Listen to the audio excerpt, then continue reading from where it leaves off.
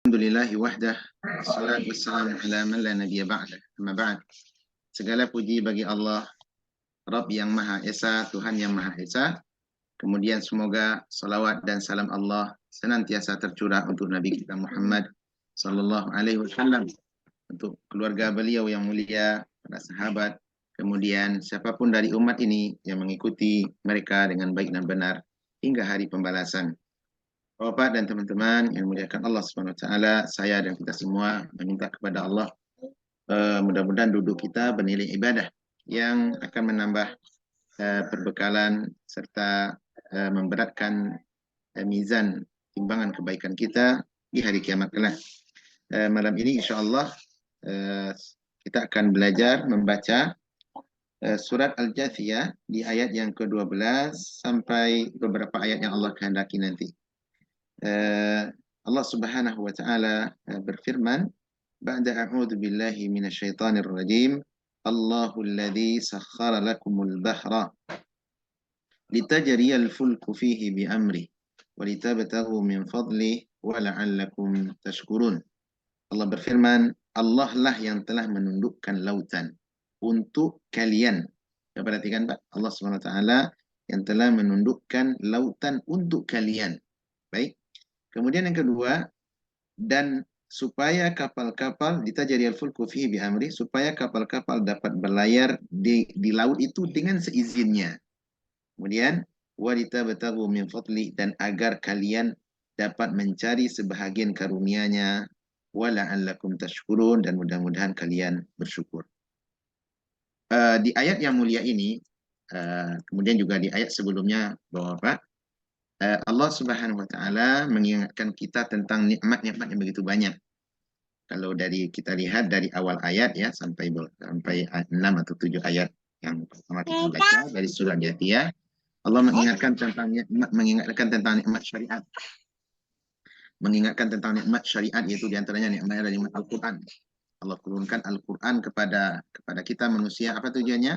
Sebagai petunjuk daripada Allah Rabbul Alamin, agar manusia itu mendapat petunjuk. Kemudian setelah itu Allah ingatkan tentang nikmat-nikmat penciptaan langit dan bumi secara umum, dan apa yang ada di antara keduanya berupa apa? Ya, sebentar.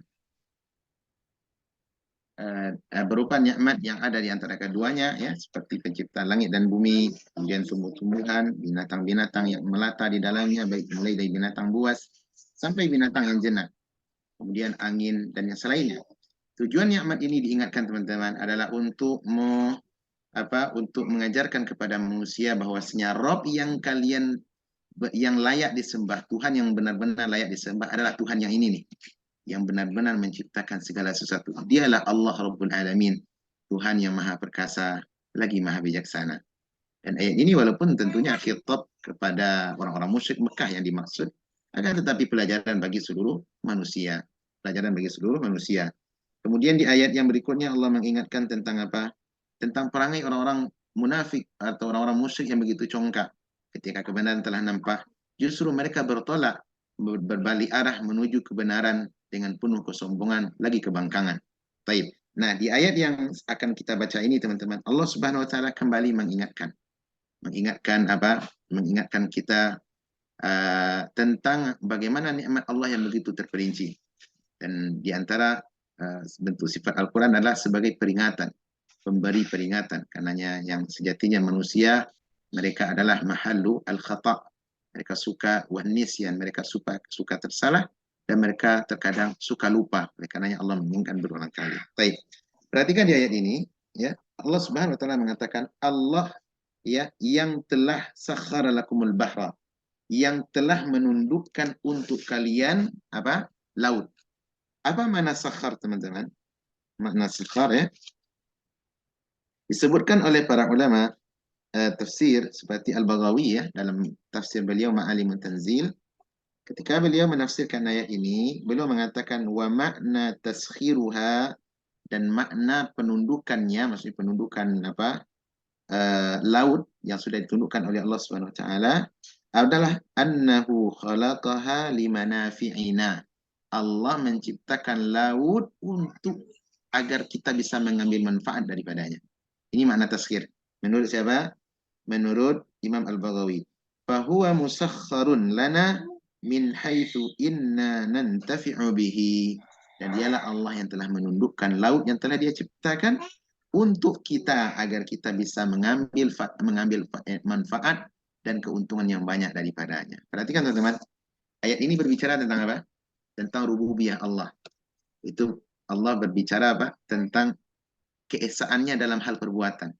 Bahwasanya lautan yang begitu luas, Pak, dan begitu apa namanya kekayaannya dengan segala yang ada.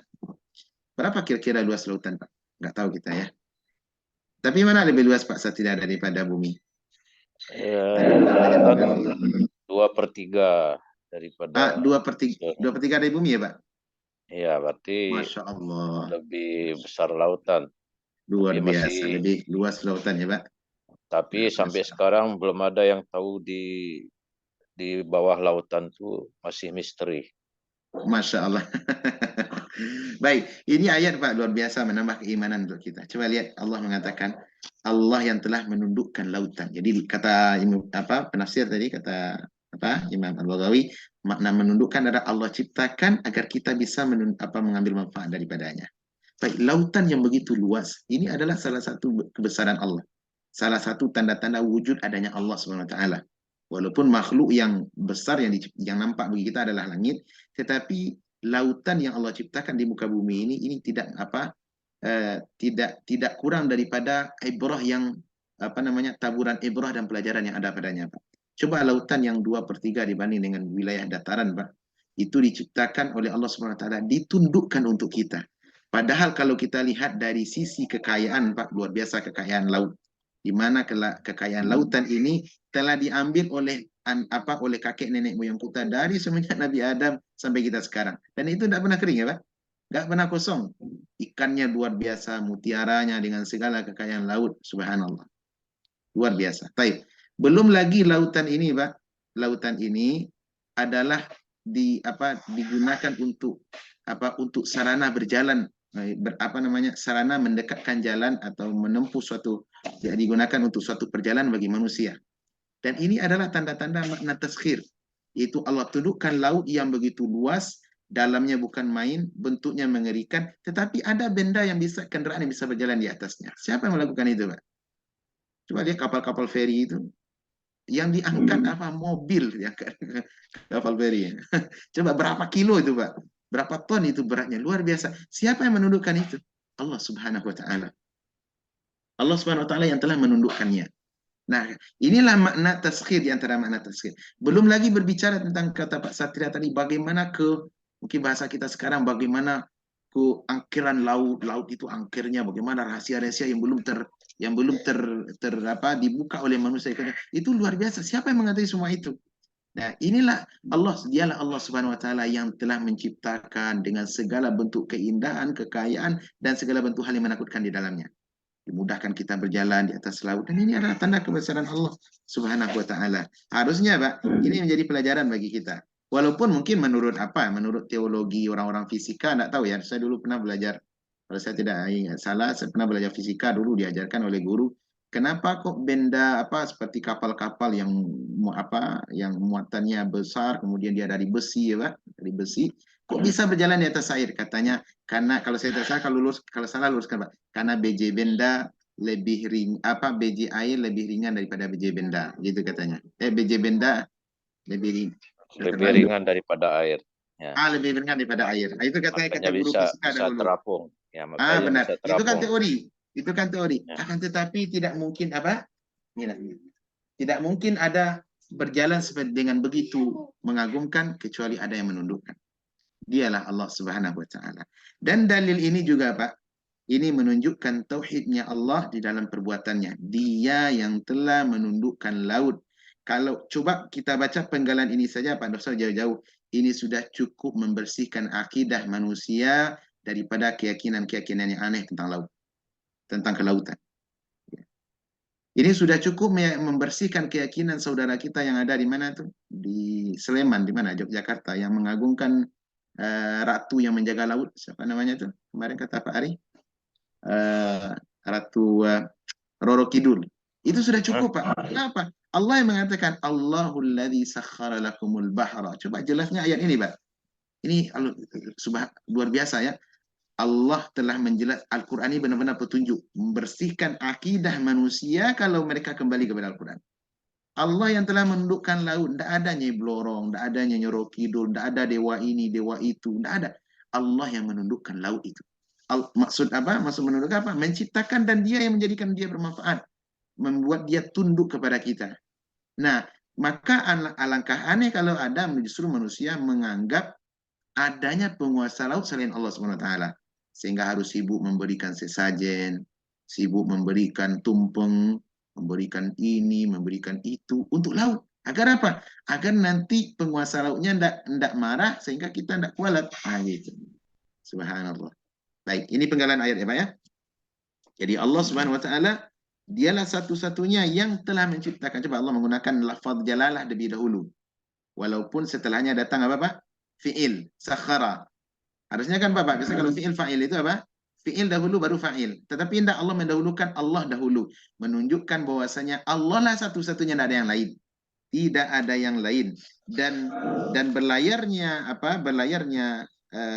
ketundukan itu semuanya menunjukkan kebesaran dan kemahaesaan Allah Subhanahu wa taala. Taib. Satu. Yang kedua kata Allah, di antara manfaat yang tanda kebesaran Allah, litajriyal fulku fihi bi amri, agar kapal-kapal bisa berlayar di atas laut dengan seizinnya. Coba lihat Pak, bi amrihi.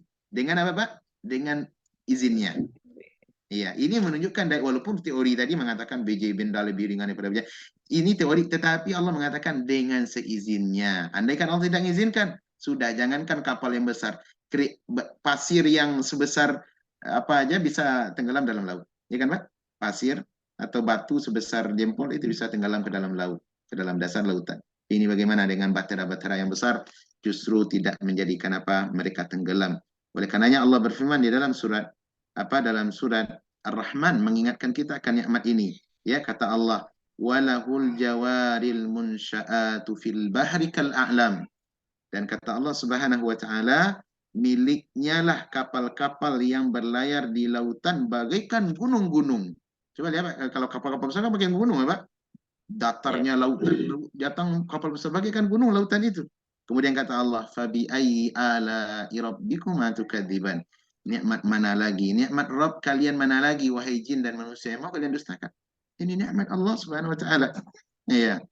Kapal-kapal yang berlayar bagaikan gunung-gunung di tengah apa? Di tengah lautan. Kemudian kata Allah Subhanahu wa taala, dan kapal Pak, dan semenjak dari dahulu ini kapal bukan sekarang saja ditemukan.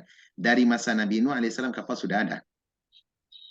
Teknologi kapal Pak itu sudah ada, walaupun belum ada yang seperti kapal sekarang ya, kapal-kapal besar ya, kapal Titanic seperti dan semisalnya. Nah, walaupun tidak seperti itu, tetapi yang namanya teknologi kapal itu sudah ada semenjak dahulu. Siapa orang pertama yang menemukannya Pak? Ada pula ada orang kafir yang mendakwah. Sebagaimana yang mereka mendakwa penemu pesawat adalah orang kafir. Si John bersaudara itu siapa namanya tuh? Ian Wright.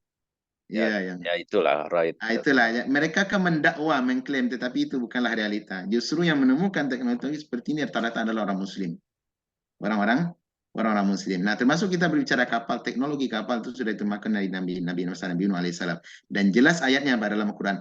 Kata Allah, wasna'il fulka bi'ayunina. Ketika Allah memerintahkan kepada Nabi Nuh, buatlah kapal dengan penguasaan, dengan apa? Penguasaan kami. Dengan kontrol dari kami, dengan petunjuk dari kami. Berarti apa? Nabi Nuh tidak tahu dengan kapal. Siapa yang mengajarkan teknologi kapal? Adalah Allah Subhanahu wa taala. Jelas ayatnya, Pak. Dalil terang sekali. Taib. Kemudian kata Allah Subhanahu wa taala, "Walitabtaghu min fadli." Ini di antara bentuk cara Allah menundukkan laut kepada kita sebagai nikmat agar kita mengambil manfaat daripadanya. Kata Allah Subhanahu wa taala, agar kalian bisa mengambil sebahagian karunia-karunia-Nya. Ya, sebagian apa? Karunia-karunia-Nya. Itu di antara karunia kan kita tahu bagaimana nelayan bisa bertahan hidup ya dengan apa? Dengan kehidupan di laut, cari laut, mencari ikan, mencari mutiara, mencari bunga, karang dan segala macamnya. Ini adalah karunia daripada Allah Subhanahu wa taala dan itu tidak pernah habis. Itu tidak pernah habis ya. Kemudian kata Allah ujungnya apa, Pak? wa la'allakum tashkurun, agar kalian bersyukur wahai manusia. Ya. Kalau dihadapkan kitab ini kepada kita Pak ataupun kepada orang musyrik jahiliyah, Allah mengatakan, seakan-akan mengatakan, bersyukurlah kalian, bertauhidlah kalian kepada aku, karena aku yang memberikan itu semua. Kenapa kalian palingkan juga ibadah kepada yang lain? Baik. Kemudian nikmat yang lain kata Allah, wasakhkhara lakum ma fis samawati wa ma fil ardi jami'an min. Dan Allah dialah yang telah menundukkan untuk kalian apa yang ada di langit dan apa yang ada di bumi ini semuanya. Di langit yang Allah tundukkan untuk kita apa, Pak? Ya seperti peredaran apa? Peredaran matahari, peredaran bulan yang begitu apa senantiasa berjalan di apa namanya? Wasyamsu wal qamar, adapun matahari dan bulan berjalan di falaknya, berjalan di Orbit. apa istilahnya? Di orbitnya, dan itu berjalan tidak pernah dia apa namanya berhenti, tidak pernah dia apa namanya cahayanya hilang, dan tidak pernah matahari menyelisih perintah Rabb-nya. Matahari dan bulan ini adalah bentuk daripada nikmat Allah kepada kita, bentuk daripada nikmat Allah kepada kita. Allah tundukkan langit kepada kita, untuk kita. Wa ma fil ardi, dan seluruh yang ada di muka bumi. Seluruh yang ada di muka bumi. Ini sifatnya umum, Pak. Apa yang ada di muka bumi Allah tundukkan untuk kita. Seperti bumi ini dijadikan untuk kita datar. Bumi dijadikan landai datar untuk kita. Agar apa, Pak? Agar kita bisa tinggal, bisa berjalan dengan baik, ya kan? Kemudian agar kita bisa benar-benar menjadi khalifah di muka bumi. Coba lihat, Pak. Bumi ini bisa diatur oleh manusia yang bernama khalifah yang bernama manusia. Seperti kita dan orang-orang sebelum kita yang Allah muliakan. Ya. Makanya di antara bentuk cara Allah menundukkan bumi kepada kita adalah apa yang ada di muka bumi ini Allah jadikan mereka di bawah kekuasaan manusia. Hatta binatang, Pak. Saya pernah mendengarkan satu kajian dengan salah seorang masyayikh di Izaatul Quran ya kemarin. Bahwasanya coba lihat bagaimana Allah Subhanahu wa taala menundukkan bagi kita unta. Sebelum ada Land Cruiser tentunya, Pak. Belum ada Lexus ini. Dahulu kan unta tuh. Coba kalau kita pikir, mana yang lebih besar, Pak? Unta atau manusia? Unta. Unta lebih besar, Pak. Bukti lebih besar, Pak. Kita aja naik harus pakai itu. Pakai apa namanya? Pakai pelana naiknya ke atas. Itu bukti unta lebih besar. Tapi secara ini, Pak, binatang itu kan mereka punya insting. Bagaimana kok bisa unta sebesar itu tunduk kepada tuannya? Bagaimana bisa tunduk? Ini harus berjalan akal sehat kita. Iya, sejenis onta yang begitu lebih besar badannya pada kita mungkin bisa jadi 2 kali manusia, tetapi Allah tundukkan bagi kita. Oleh karenanya nikmat ini harus kita ingat, Pak. Harus kita ingat. Iya. Makanya Allah Subhanahu wa taala berfirman dalam surah Az-Zukhruf, nanti mudah-mudahan kalau umur panjang kita sampai di ayat ini setelah surat ini insyaallah, setelah surah Dukhan, Allah mengajarkan kepada kita apa? Uh, uh, agar ketika kita mengendarai kendaraan berupa binatang ataupun kendaraan yang kontemporer di masa kita sekarang, jangan lupa bahwasanya itu adalah bahagian daripada nikmat Allah dan Allah yang telah menundukkan kepada kita. Apa kata Allah ketika berbicara di surah Az-Zukhruf ayat 13? Kata Allah, "Walladzi khalaqal azwaja kullaha." Dan Allah yang telah menciptakan segala sesuatu berpasang-pasangan. Allah menciptakan segala sesuatu berpasang-pasangan. Dan ini bagian yang nikmat, Pak. Allah ciptakan Bapak Satria, ada nanti jodoh untuk kita. Demikian kita semuanya. Alhamdulillah, ini nikmat, Pak. Tapi amat disayangkan, nikmat itu terkadang salah pasang. Justru Ucok terkadang menikah dengan si Asep terkadang. Ini kan nikmat yang salah pasang, Pak. Allah ciptakan kita berpasang-pasang, ada lelaki, ada perempuan, tapi ada pula aliran kaum homo yang pernah hidup di zaman Nabi Lut, justru sekarang sudah mentereng pula mereka. Punya aliran, punya geng di mana-mana. Salah pasang, laki nikah sama laki, perempuan sama perempuan. Aneh. Allah ciptakan apa? Manusia kalian itu segala sesuatu berpasang-pasangan. Iya. Yang tidak berpasangan apa, Pak? Yang tidak berpasangan apa? Allah Subhanahu wa taala. Itu maknanya, Pak. Yang tidak berpasangan cuma Allah. Allah tidak punya istri, Allah tidak punya anak, dan tidak butuh ditemani. Iya. Bisa difahami ya. Kemudian kata Allah Subhanahu wa taala, "Wa ja'ala lakum minal fulki wal an'ami ma tarkabun." Dan Allah telah jadikan binatang ternak, kemudian kapal-kapal agar kalian bisa menaikinya, agar kalian bisa mengendarainya. Litastawu ala zuhurihi, agar kalian bisa duduk di atas punggungmu daripada binatang itu atau kapal itu. Tsumma tadhkuru ni'mata rabbikum. Kemudian kalian hendaklah mengingat nikmat Rabb kalian. Idza stawaitum alai, ketika kalian sudah berada di atasnya, wa taqulu, dan hendaklah kalian mengucapkan subhanalladzi sakhkhara lana hadza wa ma kunna lahu muqrinin wa inna ila rabbina lamunqalibun. Ayat ini sering kita dengar ya Pak, dan sudah menjadi sunnah untuk kita baca ketika menaiki apa? Kendaraan. Agar kalian membaca, Maha suci Allah yang telah menundukkan kendaraan ini untuk kami. Wa ma kunna lahu muqrinin, padahal sebelumnya kami tidak mampu menundukkannya. Wa inna ila rabbina lamunqalibun, dan hanya kepada Rabb kami tempat kami berpulang. Tempat kita kembali. Coba di ayat ini Pak Allah ingatkan, Allah yang telah menundukkan kendaraan itu bagi kalian. Walaupun kendaraan kita Pak, jadi tidak perlu kita ini, Allah yang sudah menundukkan bagi kita. Bersyukur kita. Walaupun kendaraan itu bukan onta yang kita pakai hari ini Pak, sudah Land Cruiser namanya, sudah Lexus dan semisalnya. Tapi yang jelas itu kendaraan mesin, ya kan? Sebelumnya kita tidak bisa gunakan. Ya, Allah gunakan, Allah tundukkan untuk kita, ini adalah nikmat. Oleh karenanya, janganlah sombong dengan kendaraan yang ada, karena semua itu adalah bentuk daripada nikmat dan tanda-tanda karunia dari tanda-tanda kebesaran Allah serta karunia daripadanya. Kalau ada orang sombong bawa pakai kendaraan mewahnya, Pak, ini orangnya apa? Orangnya jahil berarti. Karena dia tidak sadar bahwa kendaraan itu ditundukkan oleh Allah untuknya. Karunia Allah yang diberikan padanya, harus kita lebih tawadhu, lebih ramah lingkungan. Sekali orang-orang yang berjalan, orang-orang miskin, diajak naik kendaraan kita. Sehingga bisa mereka menikmatkan, merasakan sedikit daripada nikmat yang telah Allah berikan kepada kita. Baik. Kemudian kita lanjutkan di ayat berikutnya.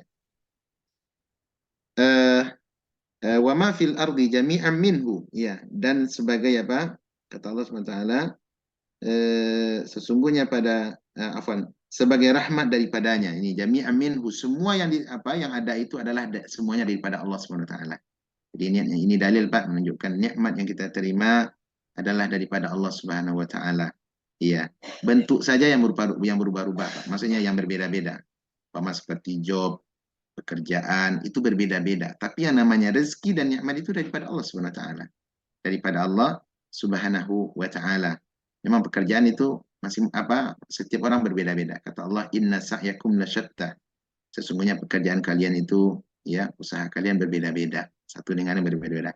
Tapi yang namanya rezeki dan karunia semuanya datang daripada Allah Subhanahu wa taala. Inna fi dzalika laayatin liqaumi yatafakkarun. Sesungguhnya pada hal yang demikian itu terdapat tanda-tanda, ayat-ayat, tanda-tanda daripada tanda-tanda kebesaran Allah untuk kaum yang mau berpikir. Jadi memang Pak, pemikiran ini penting nampaknya. Pemikiran, akal yang sehat penting. Karena akal yang sehat, dia pasti akan menemukan kebenaran dan tunduk kepada kebenaran itu. Ini akal yang sehat, Pak. Akal yang sempurna. Ya, jadi bukan orang ber-IQ tinggi, Pak. Ya, yang dipuji oleh Allah SWT bukan orang ber-IQ tinggi, tidak. Tetapi orang yang memiliki akal, dan akal itu digunakan untuk mencari kebenaran. Setelah nemu, tunduk kepada kebenaran. Bukan tahu kebenaran, habis itu diinterogasi ya, atau dipermainkan, tidak. Ya, karena akal yang sehat adalah akal yang tunduk kepada kebenaran. Allah ciptakan kita akal adalah untuk menemukan kebenaran. Akal itu mesti tunduk di bawah kebenaran. Akal ini, Pak, apakah dia layak menjadi sumber kebenaran atau tidak? Akal itu sumber kebenaran atau tidak? Akal itu diberikan Allah untuk melihat kebenarannya. Masya Allah, ahsan, barakallah. Tapi bisa ada akal dijadikan sumber kebenaran? Yang mutlak gitu. Ya, itu nggak bisa, karena itu kan punya dari Allah. Benar. Seharusnya melihat kebenaran. Bagus, Masya Allah. Kebenaran daripada bagus, barakallah. Ciptaan Sahih. Allah. Iya. Nah, sahih. Jadi mungkin barangkali kita simpulkan dari ucapan Bapak tadi, bisa kita sederhanakan, akal itu adalah alat. Akal itu adalah alat, Pak. Iya. Alat. Nah, nanti dia alat tergantung apa yang akan dia Ini alat apa yang mau dibuka dengan akal ini. Nah, yang mau mesti dibuka dengan akal itu, makanannya adalah itulah kebenaran. Kebenaran tidak ada sumbernya kecuali dari wahyu. Karena kalau kebenaran bersumber dari manusia, pasti akan relatif sifatnya, Pak. relatif sifatnya. Bisa jadi benar menurut Pak Satria, tidak benar menurut Pak Andrian. Bisa jadi salah menurut Pak Andrian, tapi benar menurut Pak Satria. Itu kenapa? Sumbernya dari akal beda-beda. Ya, karena sangat tertipu orang-orang yang mengagungkan akal. Mengagungkan akal, menjadikan akal sebagai sumber apa? Kebenaran. Dan mereka menolak apa? Menolak wahyu. Taib.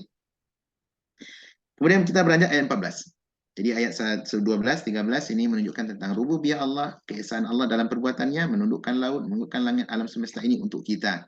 Menundukkan alam semesta ini untuk kita agar kita bersyukur kepadanya. Baik.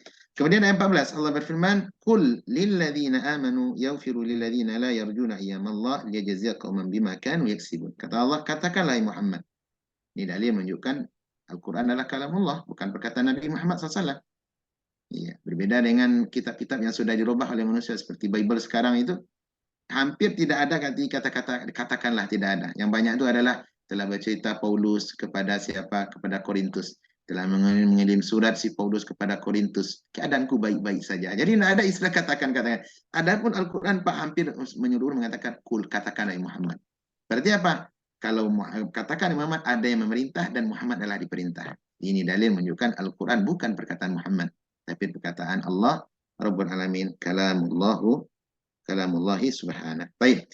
Katakanlah Muhammad kepada orang-orang apa? Yang beriman. Siapa maksud orang beriman di sini, teman-teman? Maksud beriman adalah para sahabat. Nah, apa perintah Allah? Yaghfiru lilladzina la yarjuna ayyamallah. Agar hendaklah mereka memaafkan orang-orang yang tiada takut ya akan hari-hari Allah. Ya, akan hari-hari Allah. Apa maksud ayat ini, teman-teman? Karena dia akan membalas suatu kaum terhadap apa yang mereka kerjakan. Apa maksud ayat ini? Ayat ini menurut keterangan para ulama, ya, seperti Al-Imam Ibnu Katsir rahimahullah taala, ketika belum menjelaskan ayat ini, ya, sebentar, saya lihat dulu tafsir beliau. Ibnu Katsir mengatakan begini. Maksud daripada yaghfiru, kalau bahasa ghafara berarti mengampunkan, ya, hendaklah mereka mengampuni, ya. Mengampuni siapa? Orang-orang yang tidak berharap kepada hari-hari Allah. Siapa yang tidak masuk berharap kepada Allah? Itu orang musyrik Mekah. Orang musyrik Mekah yang dulu menantang dakwah Nabi SAW dan mengadab atau apa? Memusuhi para sahabat. Memusuhi para sahabat, maka mereka mengadab para sahabat seperti Sumayyah, seperti Bilal bin Rabah, dan sahabat-sahabat lemah lainnya yang mereka tidak memiliki suku yang terpandang di masa itu. Mereka adab, mereka apa? Mereka kucilkan, mereka bully dan segala macamnya. Baik. Allah memerintahkan apa? Katakanlah Muhammad kepada orang-orang beriman itu pada sahabat agar mereka memaafkan orang-orang yang tidak mengharapkan hari-hari Allah. Apa maksudnya tidak berharap hari-hari Allah? Itu mereka tidak takut tentang azab Allah, tidak takut tentang hari akhirat, dan mereka tidak peduli dengan nikmat Allah. Nah, gitu. Yang penting saya bagaimana bermaksiat, melepaskan dendam saya kepada Muhammad dan kawan-kawannya. Nah, kata Al-Hafidz Ibnu Katsir rahimahullah, maksud yaghfiru adalah ay yasfahu anhum wa yahmilul al-adza minhum. Hendaklah engkau memaafkan mereka dan hendaklah engkau bersabar atas apa akhlak mereka yang buruk dalam menyakiti kalian. Nah, terdapat keterangan teman-teman bahwasanya ayat ini adalah ayat yang berbicara tentang fase awal keislaman, yaitu Allah Subhanahu wa taala ketika Nabi SAW dan para sahabat di awal-awal kota Mekah dulu Pak, belum hijrah ke Madinah, maka mereka sering mendapat intimidasi dari masyarakat lokal, dari orang siapa? Dari musyrik Mekah, dapat intimidasi. Di kala itu, para sahabat Nabi dan para sahabat masih jumlah mereka sedikit. Kalau sedikit otomatis apa, Pak? Kita masih lemah. Kita masih lemah, tidak ada perlawanan, tidak mampu melakukan perlawanan. Nah, kata Allah Subhanahu wa taala, sekarang ini hendaklah kau katakan pada sahabat, hendaklah mereka maafkan. Maafkan saja mereka, tidak usah dihiraukan perbuatan orang-orang jahiliyah itu, dan hendaklah mereka sabar di dalam menahan intimidasi dan cara mereka yang bodoh. Nah, ini maksud ayat ini, Pak. Jadi di awal-awal keislaman. Tapi ayat ini, Pak, sudah dimansuh. Apa maksud dimansuh? Yaitu sudah terhapus secara hukum. Apa yang memasuk ayat ini? Memasuk ayat ini adalah ayat firman Allah SWT tentang perang. Kan banyak ayat perang dalam Quran apa? Wa qatilul musyrikina kafatan kama yuqatilunakum kafah dalam surat At-Taubah. Adalah kalian wahai orang Islam memerangi orang-orang kafir secara umum kalau mereka memerangi kalian. Berarti kan Pak, jadi kita memerangi orang kafir kalau mereka memerangi kita. Kalau mereka tidak perangi kita, boleh tidak kita perangi Pak? Boleh apa tidak? Orang kafir tidak perangi kita, baik orang musyrik, orang kafir, munafik, tidak perangi kita. Boleh tidak kita perangi mereka? Ya enggak juga. Iya, nggak boleh Pak. Kan Allah Subhanahu wa taala seluruh ayat-ayat tentang qital, Pak, tentang perperangan dalam Al-Qur'an perlu digarisbawahi karena sering orang-orang orientalis merongrong kaum muslimin mungkin bagi mereka tidak paham sehingga mereka mengatakan Islam itu Al-Qur'an mengajarkan terorisme dengan ayat-ayat qital tentang perperangan. Maka kita bisa jawab orang yang membaca Al-Qur'an dengan penjelasan maka mereka tahu umumnya seluruh ayat-ayat qital yang ada dalam Al-Qur'an pasti itu berbicara di medan perang. Nggak ada berbicara di mana? Berbicara dalam kondisi aman, kondusif, tidak ada. Buktinya apa? Nabi SAW dan orang bisa beliau hidup bertetangga dengan orang Yahudi dan Nasrani di mana?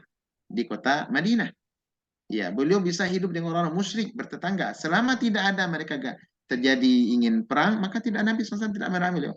Jangankan memerangi, telinga pun tidak pernah dijewer. Bahkan hak mereka dipulangkan oleh Nabi SAW, tidak diadik. Ini perlu diketahui untuk kita sebagai muslim. Bang Andrian dan kawan-kawan. Karena banyak orang-orang salah paham, orang-orang non-muslim mengatakan kepada kita, Islam itu agama teroris. Siapa yang mengajarkan teroris? Sumber teroris ternyata dari Al-Quran. Kira-kira Bang Andrian sepakat tidak? Al-Quran is the resource of terrorism. Setuju tidak? Mereka, kita dengan pernyataan ini? Hah? Ya nggak setuju Bang. Karena apa? Karena ayat mereka kan alasannya karena ayat-ayat berbicara tentang perang itu banyak di dalam apa? Dalam Al-Qur'an. Maka kita katakan ayat yang menyuruh memerintahkan umat Islam untuk membunuh musuhnya itu di medan perang. Di medan perang tidak ada yang berbicara dalam kondisi aman. Karena kita seperti kalau ada orang mengatakan Islam ini orang-orang orang yang suka meneror, teroris, maka kita katakan coba lihat buktinya di Qatar, di Saudi.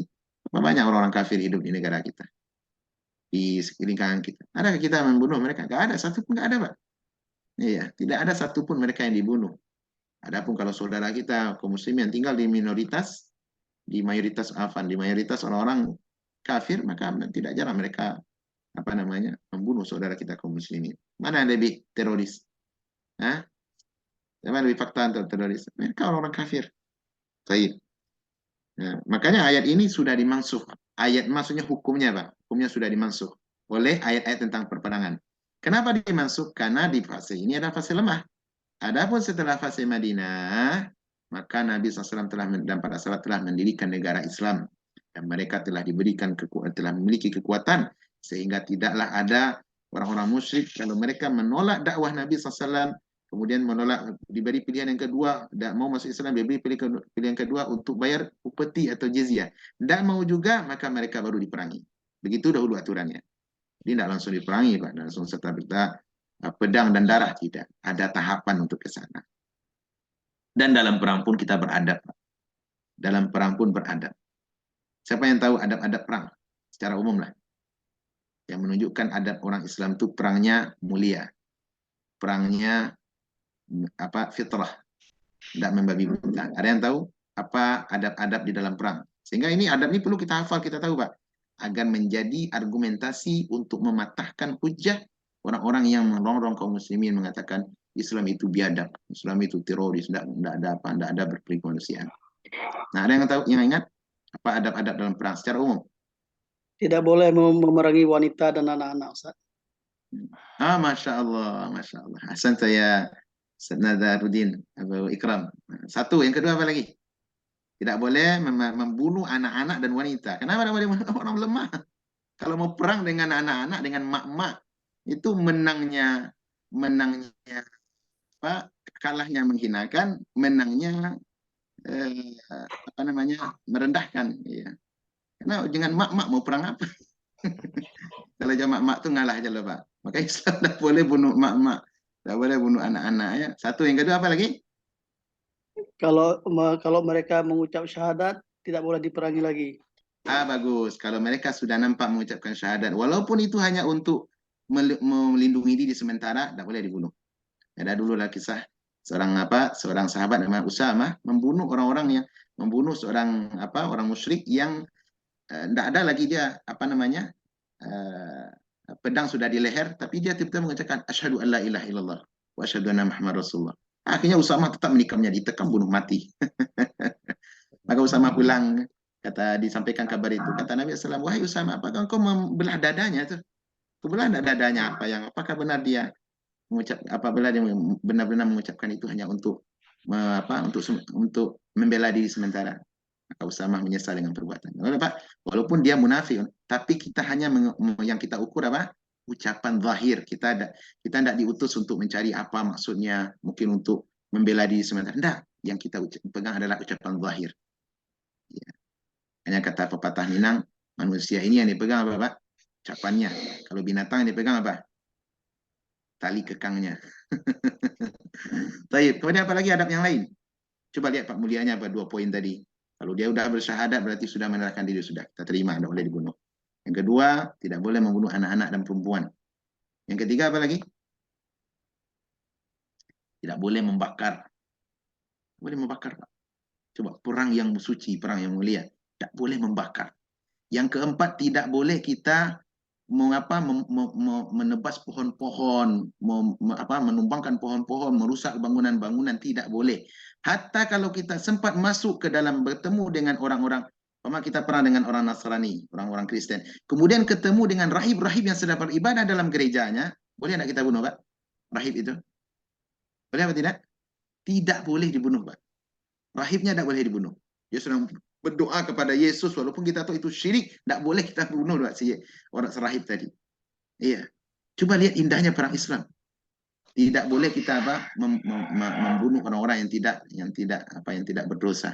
Nah, praktek perang ini dilakukan oleh Nabi SAW dan para sahabat, Pak. Iya, ini dilakukan dipraktek oleh Nabi dan para sahabat. Hatta dalam cara membunuh. Dalam cara membunuh, Pak, tidak ada namanya para sahabat pernah memutilasi. Dalam membunuh kita beradab. Sebagaimana berlalu Surah Muhammad dahulu sama kawan-kawan, kata Allah, fadribu a'naqahum. Tebaslah leher-leher mereka. Tidak ada Allah perintahkan, tutuslah dada mereka, kemudian keluarkan isi hatinya, jantungnya, makan kalau bisa dibawa pulang untuk dia. Tidak ada, Pak.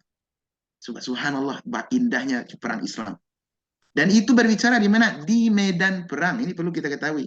Bang Andrian dan kawan-kawan, mungkin kita akan berhadapan di media atau dengan orang-orang yang berpemikiran orientalis, akan menyerang kita. Maka kita katakan, jelaskan kepada mereka, perang kami, perang yang suci. Dan ketika berbicara tentang perang, itu berada benar-benar di medan perang. Dan kami punya adab. Coba Pak, adab-adab yang tadi yang sudah disebutkan oleh Bu Ikram, semua itu, siapa yang mengamalkan sekarang? Siapa yang melanggar sekarang? Rata-rata adalah orang-orang kafir. Mulai dari masa Nabi SAW dahulu. Oleh karena ya, ketika paman Nabi SAW, Hamzah bin Abdul Muttalib, itu dibunuh di mana, Pak? Terbunuh di mana? Di mana terbunuh? Hamzah bin Abdul Muttalib. Di perang Uhud, Ustaz. Di perang Uhud. Sekarang menjadi saksi sejarah kalau kita ke Madinah, maka kita pergi ke syuhada Uhud. Di sana ada namanya Hamzah bin Abdul Muttalib radhiyallahu anhu arda. Semoga Allah memeridai beliau dan seluruh para sahabat tanpa terkecuali. Taib. Bagaimana Hamzah dibunuh oleh orang musyrik? Dibunuh dengan cara yang sangat bengis. Siapa pembunuh Hamzah? Siapa yang bisa menekam Hamzah? Karena Hamzah ini kuat sekali. Singa aja ditenteng dari hutan, dari rimba. Jadi dia buru singa, Pak. Singa itu ditenteng sendiri. Tidak ada yang berani. Singa aja takut sama Hamzah. Nah, caranya apa? Dibunuh dengan cara dia ditombak dari belakang. Siapa pembunuh Hamzah? Kayak ini PR Pak ya Pak. Iya. Pernah dengar, cuman yaitu diambil jantungnya, dimakan benar, sama iya. istrinya gitu, ditunjukin Iya, jantungnya kok nggak salah. Nggak tahu. Benar. Iya. Siapa pembunuh Hamzah? Kayaknya jadi PR ya. Insya Allah di kelas besok kita tanya. Iya. Dia seorang budak.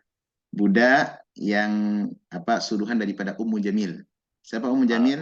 Istri daripada Abu Lahab.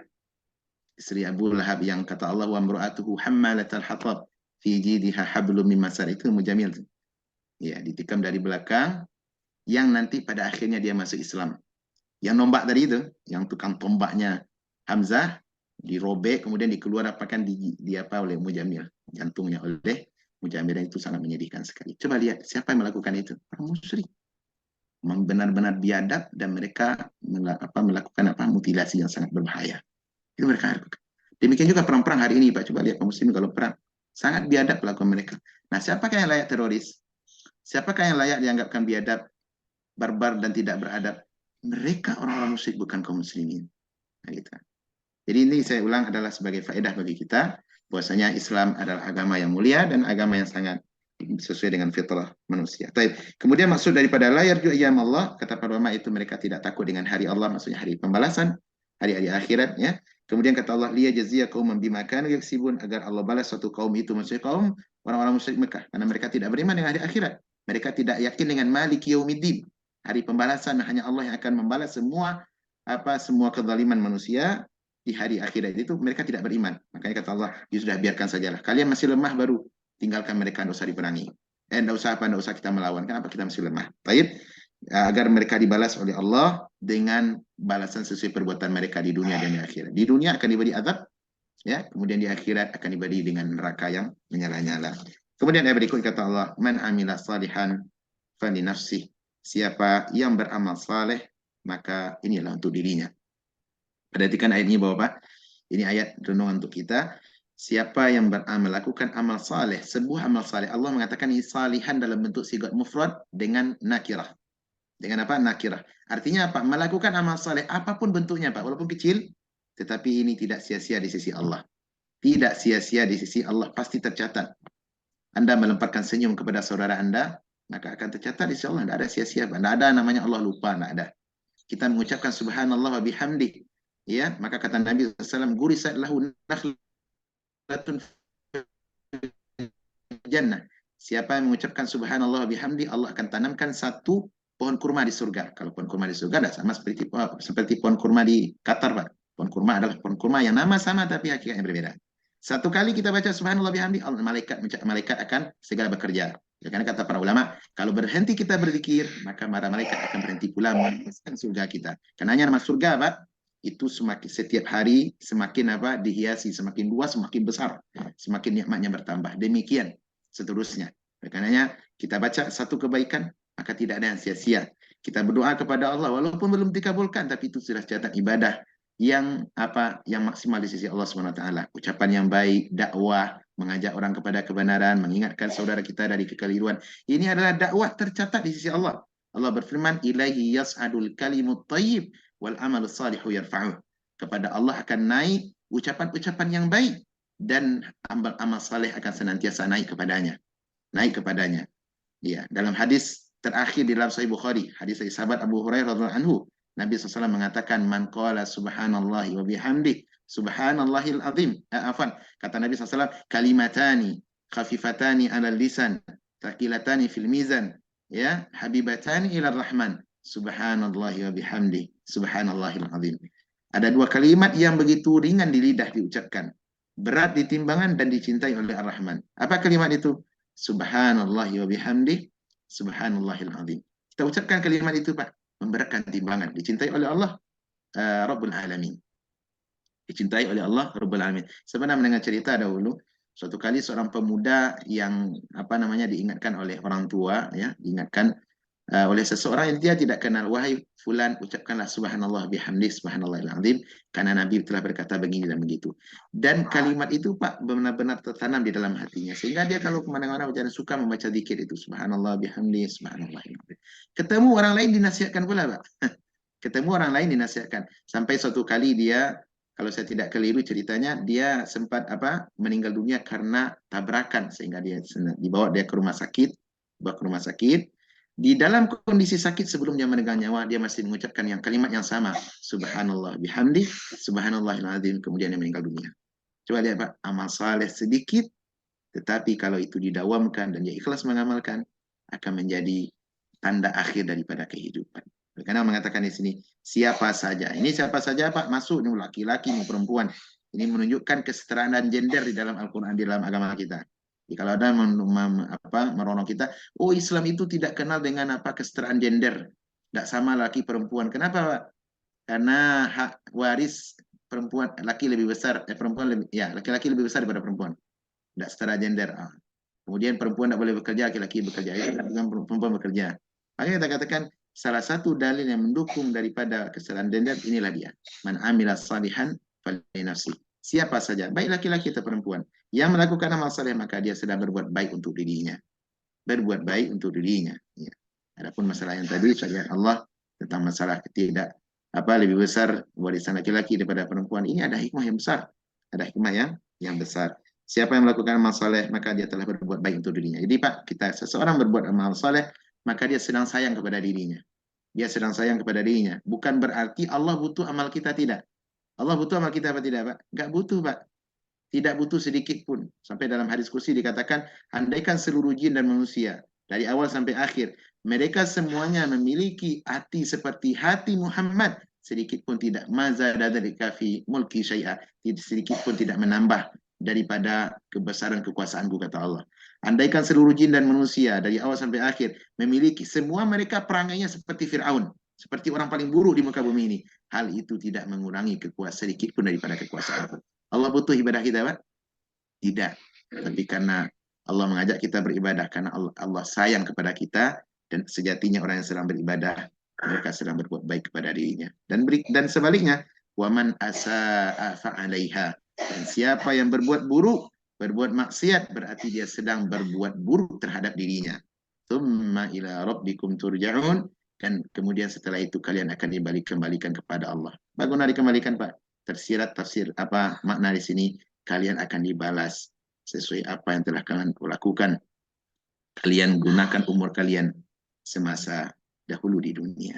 Allah Ta'ala alam, semoga bermanfaat. Kita lanjutkan ke Akila.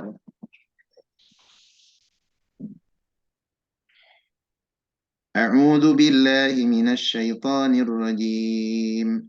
الله الذي سخر لكم البحر لتجري الفلك فيه بأمره ولتبتغوا من فضله ولعلكم تشكرون. وسخر لكم ما في السماوات وما في الأرض جميعا منه إن في ذلك لآيات لقوم يتفكرون. قل للذين آمنوا يغفروا للذين لا يرجون أيام الله ليجزي قوما بما كانوا يكسبون. من عمل صالحا فلنفسه ومن أساء فعليها ثم إلى ربكم ترجعون. Kita dengar dari Pak Satria.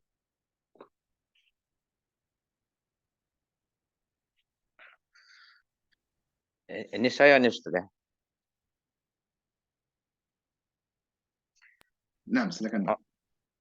A'udzu billahi minasy syaithanir rajim.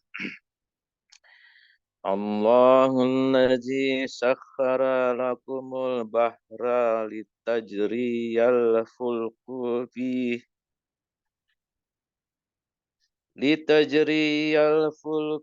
fihi bi amrihi walitabtaghu min fadlihi wa la'allakum tashkurun.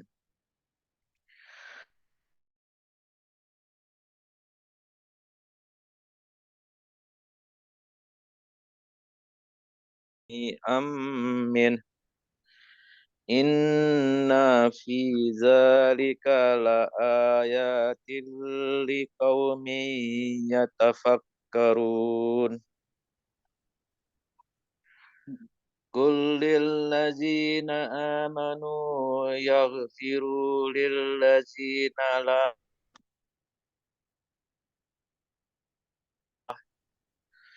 ayyamallahi liyajziya qauman bima kanu yaksibun. Man amila salihan falinafsih wa man asaa fa'alaiha ومن أساء فعل ومن أساء فعليها ثم إلى ربكم ترجعون. Nah, bagus, Masya Allah. Pesan saya Ustaz, jazakallah khairan. Kita dengar dari Bang Andre, silakan Bang Andre. Assalamualaikum warahmatullahi wabarakatuh. Waalaikumsalam. Waalaikumsalam. أعوذ بالله من الشيطان الرجيم. الله الذي سخر لكم البحر لتجري الفلك فيه بأمره ولتبتغوا من فضله ولعلكم تشكرون. وسخر لكم ما في السماوات وما في الأرض جميعا منه إن في ذلك لآيات لقوم يتفكرون. قل للذين آمنوا يغفروا للذين لا يرجون أيام الله ليجزي قوما بما كانوا يكسبون. من عمل صالحا فلنفسه ومن أساء فعليها ثم إلى ربكم ترجعون. Nah, bagus. Barakallahu fiik. Andre, جزاك ya. الله خيرا. Dengar dari Bikram. Jazakallahu khairan. Assalamualaikum warahmatullahi. Waalaikumsalam. Waalaikumsalam warahmatullahi wabarakatuh. أعوذ بالله من الشيطان الرجيم. الله الذي سخر لكم البحر لتجري الفلك فيه بأمره ولتبتغوا من فضله ولعلكم تشكرون. وسخر لكم ما في السماوات وما في الأرض جميعا منه إن في ذلك لآيات لقوم يتفكرون. قل للذين آمنوا يغفروا للذين لا قل للذين آمنوا يغفروا للذين لا يرجون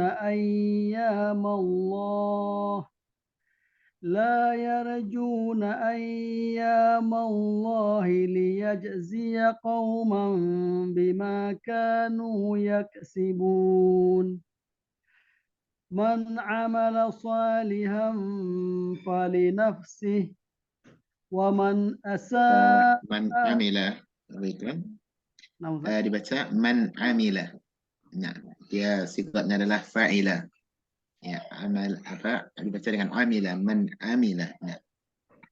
من عمل صالحا فلنفسه ومن أساء فعليها ثم إلى ربكم ترجعون. Nah, Jamil, Masya Allah. Allah barik fiik Abu Ikram. Ikram nggak ada ya? Nggak ada, Ustaz. Baiklah, demikian semoga bermanfaat ya apa yang kita baca menjadi ibadah bagi kita semua. Allah taala alam. Sampai sini kalau ada pertanyaan kami persilahkan. Kalau ada pertanyaan seputar materi kami persilahkan. Saya ini Ustadz merasa Iya, Pak. ayat 12 sampai 13 ini ayat yang menunjukkan ilmu pengetahuan. Karena apa? Di sini di qaumi yatakaffarun, mereka yang berpikir. Ini kan Ya, itu anugerah, betul. anugerah yang diberikan Allah. Terus kenapa di sini Allahul ladzi sakhara menundukkan apa tadi? Lautan tadi itu Ya, memang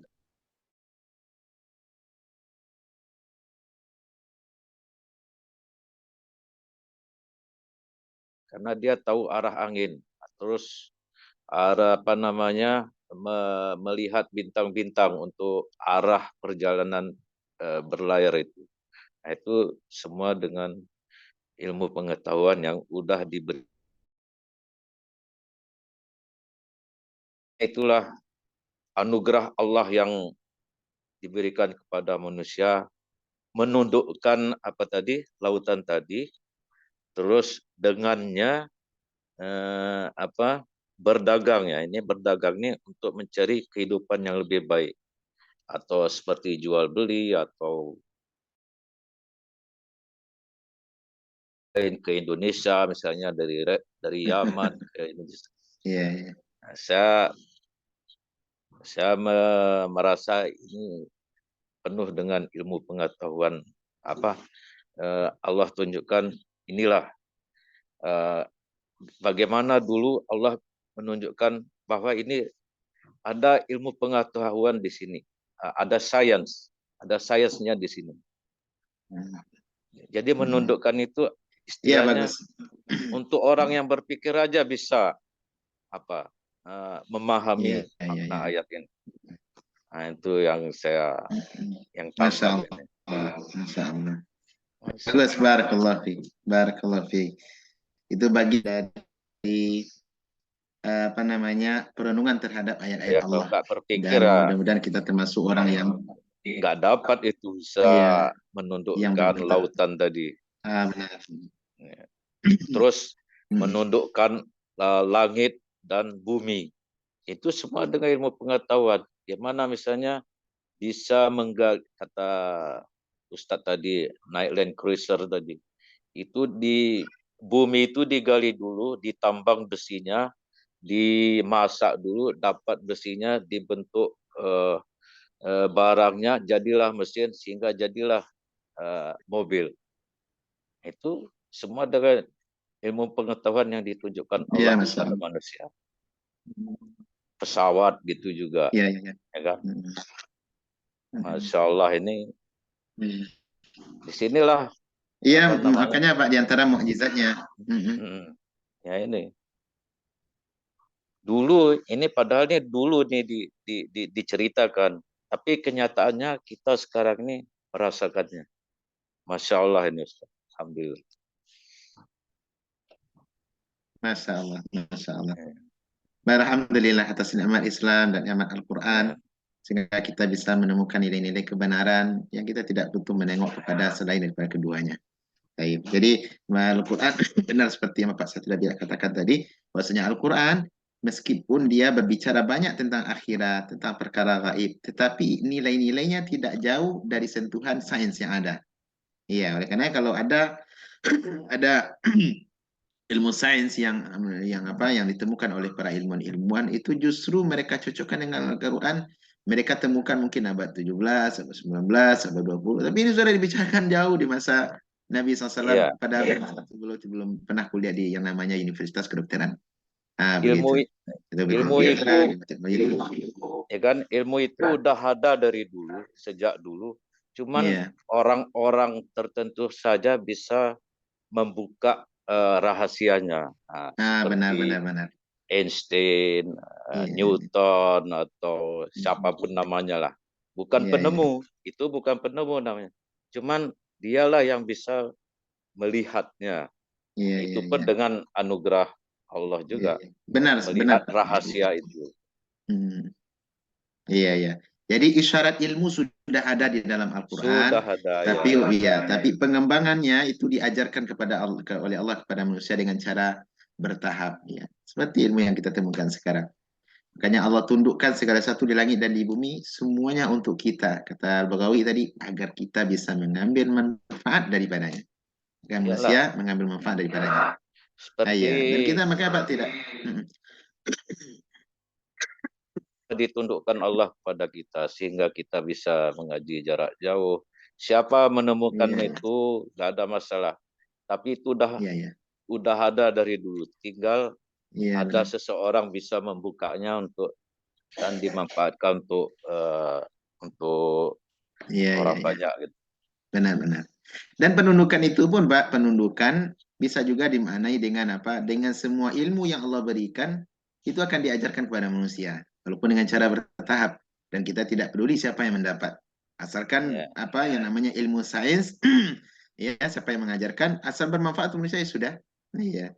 Nah, ilmu itu kan diturunkan bertahap, diturunkan bertahap. Makanya kita butuh apa? Makanya tidak semua orang mengetahui tentang ilmu perkapalan kan Pak? Ilmu arah ya, angin, ilmu perbintang. Tidak semua orang, itu orang tertentu, orang yang mau belajar gitu. Tetapi intinya ilmu itu sudah ada isyaratnya dalam Al-Quran. Ilmu itu ya, sudah ada isyaratnya. Makanya Al-Quran ini bukan apa, di samping dia ilmu tentang akhirat, menunjukkan pelajaran tapi tidak kering daripada ilmu sains. Ilmu sains. ya, Seperti masalah besi tadi itu, Pak. Masalah ya, besi. Besi itu siapa yang menurunkan, yang menciptakan besi? Itulah Allah. Dan ada ayatnya sampai ada surah Al-Hadid namanya. Allah yang turunkan besi itu dari langit agar kalian bisa mengambil manfaat daripadanya. Coba lihat bagaimana isyarat tentang pembesian. Lahirlah beragam macam alat-alat teknologi. Dari mana? Dari besi. Makanya di sini butuh Islam adalah agama yang berakal, akal yang dibimbing dan tunduk kepada kebenaran itu. Itulah Islam. Iya, itu dari sisi dunia. Kalau dari sisi akhirat juga demikian, Pak, tidak kurang dari sisi keselamatan akidah. Andaikan Allah, kita umat Islam sekarang ini, Pak, secara umum, mereka merenungkan petikan ayat ini aja udah tuh. Allahul ladzi sakhkhara lakumul bahra. Allah yang telah menundukkan laut itu untuk kalian. Kenapa masih ada ya, orang memuji ketua laut? Orang ratu penghuni laut. Ini kan renungan nih, Pak. Di mana akal kita? Makanya butuh berpikir. Butuh apa? Butuh berpikir. Oleh karenanya ya, Al-Quran adalah. itu orang yang berpikir ya. Nah, Bukan orang yang ngasih-ngasih sesajen lah. Itu bukan, orang bukan, yang Pak. berpikir. Untuk orang yang berpikir. Jadi hidangan ini, Al-Quran ini adalah hidangan untuk orang berakal. Iya. Hidangan untuk orang-orang yang berakal. Mudah-mudahan kita termasuk di dalamnya, Pak. Mudah-mudahan. Amin, Nah, amin. Masya Allah. Terima kasih, Pak, atas faedahnya, Pak Satria. Faedah yang bagus ya. Sama-sama Nah, Ustaz. jazakumullah khairan. Baiklah, ini kiranya untuk pertemuan kita. Saya terima kasih kepada Abu Ikram ya. Ya, barangkali beliau sudah capek dari bekerja, tapi masih sempat hadir ya. Ya, terima kasih kepada Abu Ikram dan Bapak Satria. Ya. Demikian, Sama-sama. semoga bermanfaat. Kita berjumpa lagi di kelas berikutnya. Kita tutup dengan kafaratul majelis. Subhanakallahumma wa bihamdik. Asyhadu an la ilaha illa ant. Astaghfiruka wa atubu ilaik. Wassalamualaikum warahmatullahi wabarakatuh. Waalaikumsalam warahmatullahi wabarakatuh.